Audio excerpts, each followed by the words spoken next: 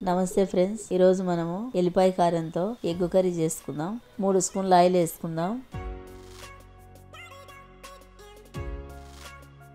1 spoon తాలింపు గింజలు వేసుకుందాం. 3 ఉల్లిగడ్డలు కట్ చేసుకొని వేసుకుందాం. 3 టమోటాలు కట్ చేసుకొని వేసుకుందాం. కొన్ని పచ్చిమిరపకాయలు వేసుకుందాం. కొంచెం పసుపు వేసుకుందాం. 1 స్పూన్ సాల్ట్ వేసుకుందాం. కొంచెం కరివేపాకు వేసుకుందాం. బాగా కలుపుకుందాం. 5 నిమిషాలు ఉడికించుకుందాం. మిక్సీ గిన్నె తీసుకుందాం. 3 స్పూన్ల కారం వేసుకుందాం. 2 ఎల్లిపాయ గడ్డలు వేసుకుందాం. బాగా మిక్సీ పట్టుకొని పక్కన పెట్టుకుందాం. మిక్సీ పట్టుకుని ఎల్లిపాయ కారం వేసుకుందాం. 1 నిమిషం పాటు బాగా కలుపుకుందాం.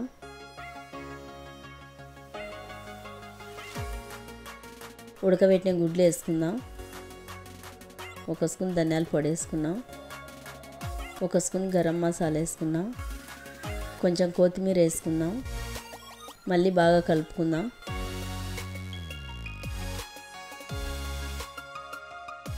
ఎల్లిపాయ కారంతో ఎగ్ కర్రీ రెడీ అయిపోయిందండి. నా వీడియో నచ్చితే నాకు లైక్ చేసి సపోర్ట్ చేయండి.